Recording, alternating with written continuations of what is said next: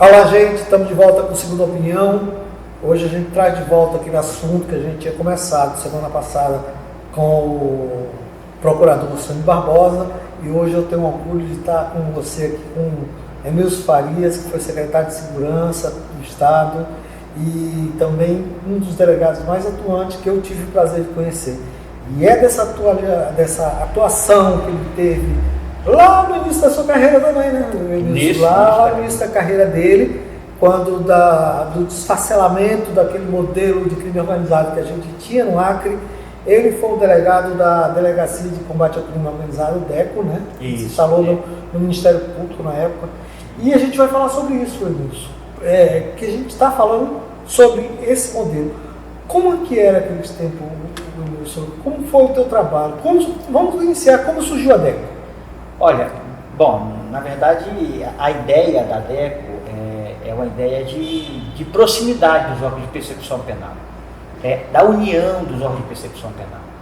Então ali nós tínhamos um trabalho muito simbiótico, muito unido, né? Muito na mesma sintonia, na mesma frequência, polícia e Ministério Público, porque era necessário, né? Os tempos eram difíceis, então era necessário que as instituições elas se unissem para que a gente pudesse promover as investigações de forma mais célere, de forma muito minuciosa, investigações de alta complexidade, para que a gente pudesse dar os resultados adequados. Olha, naquela época, a gente iniciava e começava a falar em delação premiada. Então, foi ali que a gente iniciou, usando os instrumentos disponíveis na lei. Os pioneiros no uso dessa lei. Sim. Então, muitos dos crimes foram descobertos a partir desse instrumento. Na verdade, o esquadrão ele teve o seu deslinde a partir de delações premiadas. Então, as delações ajudou muito para que a gente, a partir da delação, buscasse outros meios de prova material, prova verbal, enfim, para que a gente pudesse fazer o fechamento de muitos inquéritos. Então, era uma união, ali nós tínhamos uma sintonia perfeita, vamos dizer assim, uma sintonia perfeita entre os órgãos de persecução penal. E o judiciário sempre muito atento, claro que mantido numa situação distante, por conta da própria imparcialidade, da natureza do próprio judiciário. Mas o Ministério Público e a polícia, elas estavam muito juntas, muito unidas. E eu tive um grande prazer, né, de trabalhar naquele enorme desafio ali com pessoas como Sônia Barbosa, como Álvaro Pereira, como Danilo Lovisaro, né? Liseu Buquimaia, que hoje... Liseu Buquimaia, que hoje na praia, lá só tirando sarro da gente. Doutor Liseu era um grande entusiasta, né? Na verdade, doutor Liseu, depois que a gente foi passada a fase mais aguda, os inquéritos que ficaram do esquadrão, eles foram sendo elucidados muito por conta do entusiasmo e da vontade do doutor Liseu, porque não aceitava que aqueles inquéritos ficassem dormindo nas prateleiras, que aqueles inquéritos ficassem sem uma elucidação adequada. E nesse aspecto que eu contribuí, muito próximo do promotor Danilo, ali, no primeiro momento, muito com o Danilo, claro que o Álvaro e o Sami sempre trabalhando junto, mas eu trabalhei muito próximo do doutor Danilo, até porque eu tinha sido assessor no Ministério Público do doutor Danilo. Então, depois eu passei no concurso para delegado e vim. Já tinha uma proximidade? Já tinha uma boa relação. Uma boa relação. Então, depois que a gente via que tinha mais de... Eu não sei agora exatamente, mas eu sei que tinha muitos inquéritos que dormiam. Eram os chamados crimes sem autoria definida, né? Crimes insolúveis, crimes sem autoria definida, tinha várias denominações, né? Mas eram os inquéritos que dormiam nas prateleiras. Eles dormiam e fatalmente o caminho deles era o caminho do arquivamento, para não achar autoria. Então aquilo para a gente era muito frustrante. Então era necessário que a gente continuasse com a nossa empreitada na busca de concluir e de elucidar aqueles crimes. Então foram muitos inquéritos. Eu lembro que nós tínhamos inquérito que a gente não tinha nem o laudo dentro do inquérito. Então a gente buscava o laudo no ML e começava a partir do laudo. Teve inquérito que a gente tinha ele todo montado de maneira fraudulenta. né, de maneira fraudulenta, de forma a forjar uma realidade que não era a verdade real. Então a gente partia do zero para poder mostrar que a verdade real não era aquela, a verdade real era aquela outra. Então era um tempo muito difícil.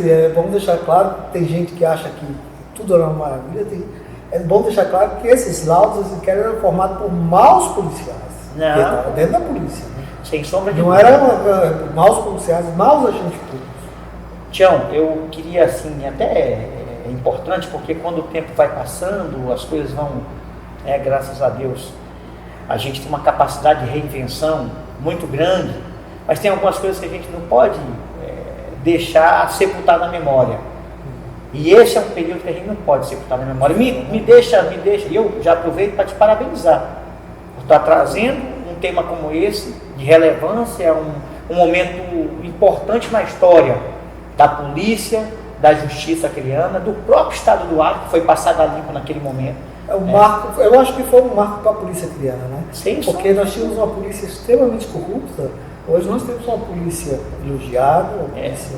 Foi um divisor de águas.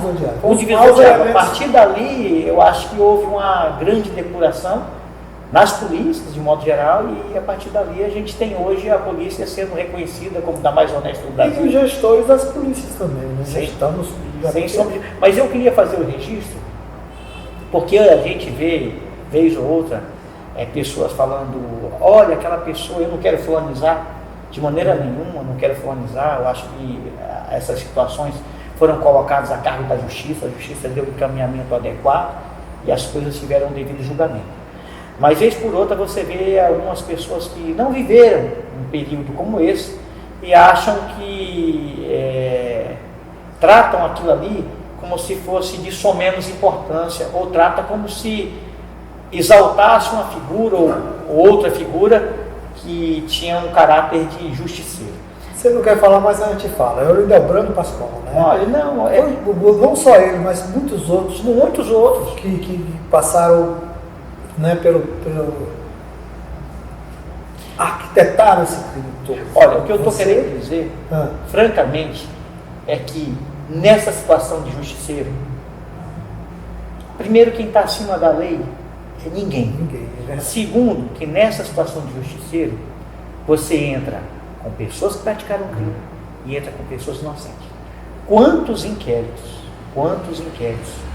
nós instauramos e concluímos de pessoas tiradas de cima da cama, uma mãe de família, um filho tirado de cima da cama, dormindo, 1, 2 horas da manhã, com 7, 8, às vezes até 12 pessoas encapuçadas, traziam para um determinado local e executavam a sangue frio.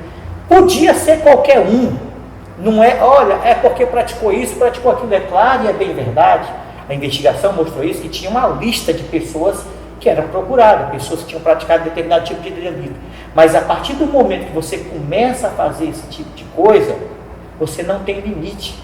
Então basta o Tião ser um desafeto meu no trânsito, que é o suficiente para que eu vá na madrugada na casa dele e faça o que bem entender, porque não existe mais lei e não existe mais Estado de Direito. Nós vamos fazer um pequeno intervalo, a gente volta já para a gente dar sequência nesse papo que está muito bom.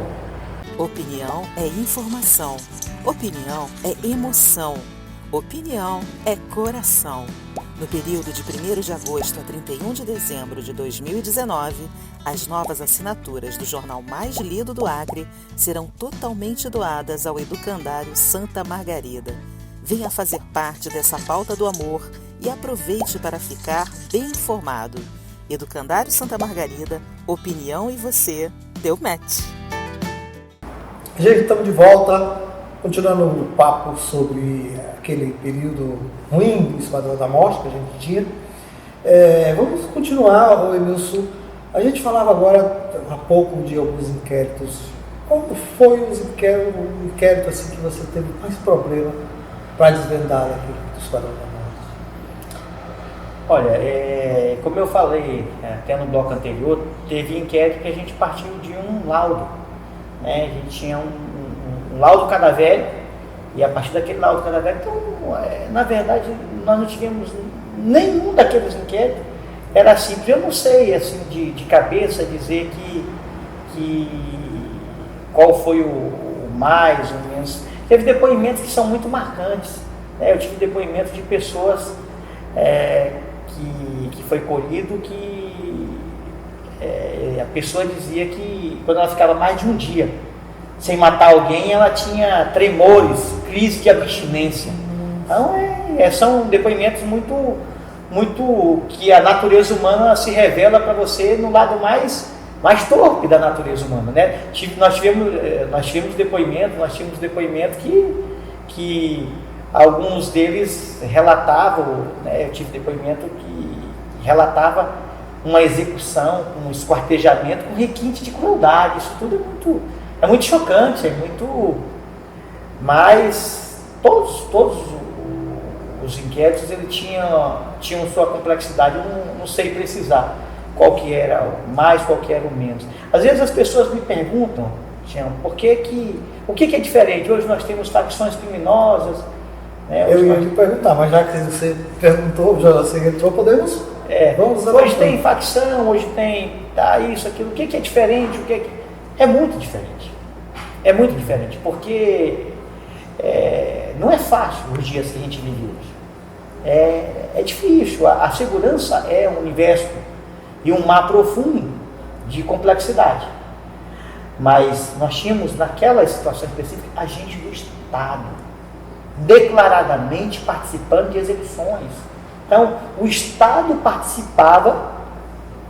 Sami Barbosa coloca na entrevista que a gente fez semana passada que era o Estado de joelho. O Estado de joelhos. De joelhos, porque era o Estado. Quando você tem uma cena em que um membro de uma organização criminosa vai até a mais alta corte do Estado e intimida aquelas pessoas que julgam, sobe numa reunião, entra numa reunião, intimida as pessoas que julgam, ora, é um momento de extrema dificuldade e precisou de pessoas como esse que nós falamos aqui, doutor Luiz Francisco, Pedro Francisco, doutor Sami, doutor Danilo, doutor Eliseu, doutor Álvaro, pessoas... Não podemos esquecer do pessoal da Polícia Federal que foi assim... Não, Glorivan, nós tivemos inúmeras... Jones, Glorivan, Jones, doutor Silvano trabalhou, doutor Silvano Rabelo trabalhou, né? O delegado da Polícia Civil. Delegado, doutor Silvano Rabelo trabalhou. O Ministério Público Federal que, nossa... Então, assim, a gente vai até cometer uma injustiça. Então, sim, foi uma força-tarefa e era necessário, porque precisava restabelecer a ordem. Eu acho que na história do Acre foi a única vez que todas essas instituições trabalharam de forma tão afinadas e tão próximas. Era necessário porque só assim era possível você extirpar aquele câncer que já em estado de metástase dentro do Estado.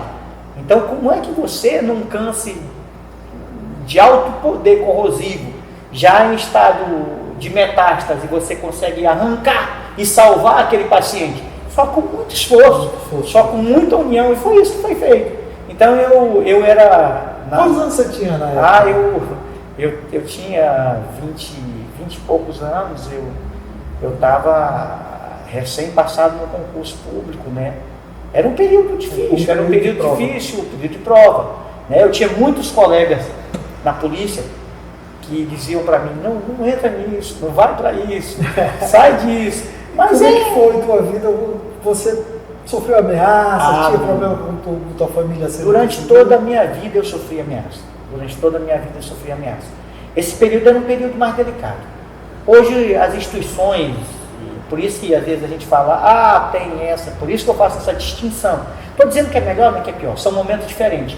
É muito mais complicado quando você luta contra o Estado. Porque é o Estado lutando contra o Estado. Então, existe uma paridade de arma. E como bem disse o doutor Sami, o Estado estava de joelho. Então, não é fácil. Imagina pessoas que têm treinamento pelo próprio Estado e estão a serviço do crime. E boicotando. Você não sabe quem está do teu lado. O grau de... Dormindo com o inimigo. O grau de sigilo das coisas era um grau que tinha que atingir. Então, o profissionalismo, para mim foi uma grande escola.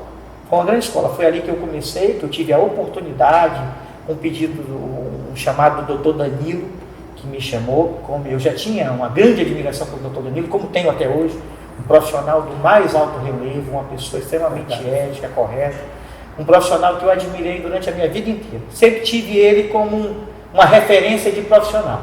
Então, uma pessoa... gente demais. E além de ser um cara de bom humor... extremamente correto, um profissional que... bem-humorado sempre, nunca vi ele... Então, aprendi muito com ele. Então, foi uma boa escola. E graças a Deus a gente conseguiu superar aquele período. Mas você não respondeu. Você teve problemas de ameaça? Sua família teve de se sair da cidade ou teve alguma coisa? Não, assim? eu nunca precisei sair da cidade, mas eu morava numa casa, num local que era bem... Para ter uma ideia, eu tinha preocupação com o ar-condicionado ligado, porque eu não conseguia ouvir quem estava chegando na minha casa. Minha casa tinha segurança quase que nenhuma, né? Então eu vivia num local que era muito vulnerável. Minha filha era pequena e eu colocava o sofá escorado na porta de trás e colocava a mesa escorado na porta da frente, porque se desse... Você inventava alguma coisa? Mas dava tempo. Dava tempo para eu reagir. E o ar-condicionado eu desligava, porque eu tinha que ouvir. Preferia o calor, mas... tinha que ouvir. Então, assim, eu precisava ouvir. Se eu deixasse o ar-condicionado ligado, eu não conseguiria ouvir. Mas, assim, embora tenha tido tudo isso, eu confesso com toda a franqueza, eu nunca tive nenhuma ação real contra a minha pessoa, eu nunca tive medo, porque as pessoas que a gente tinha junto nos encorajavam muito, então a gente tinha uma causa. Eu não tinha muita preocupação com essa coisa do tombar numa ação, eu tinha a preocupação com a causa. Eu penso que todos pensavam assim. Pensar nisso, né? A gente não parava muito para ficar pensando nisso. A gente era muito envolvido com o trabalho e não parava muito para pensar nisso. Pensava quando colhia um depoimento e via que uma pessoa como o Dr. Eliseu, por exemplo, 2 vezes quase que foi executado por uma emboscada. Não foi porque entrou num local, entrou no outro local, mas que as pessoas estavam de olho e ele conseguiu escapar por 2 vezes. A gente está quase encerrando o nosso programa. Eu queria te fazer uma pergunta, eu já fiz para algumas pessoas, eu quero no final juntar. Qual foi o assassino mais frio, o mais perigoso, que mais te terrorizou desse período? Olha, tem alguns, como esse que eu falei, tem alguns, eu não queria fulanizar. Aí eu não gosto muito, Tião, porque eu valorizo aquela pessoa que é o criminoso. 2 pessoas, eu vi uma frieza, não imaginava, sempre toda hora eu olhava e dizia, não é humano, não pode ser humano. Uma pessoa que diz que o dia que passa sem matar, tem crise de abstinência, começa a tremer, não é humano. Esse é um deles. O outro era o olhar. Um olhar que você via que aquilo não era normal, né? Não era normal. Beirava a psicopatia, mas eu não acho que era psicopata, eu acho que era ruindade, natureza mesmo, que era maldade mesmo, a vontade de fazer o mal ao teu próximo. Nilson, a gente tem pouco tempo, eu deixo aqui os microfones e as câmeras para ser sua saudação final. Eu queria agradecer, eu tenho um grande orgulho de ter participado desse grande... Eu ajudava, né? Na verdade eu era, vamos dizer assim, a figura de menor grandeza, eu era uma pessoa que estava ali para colaborar, né?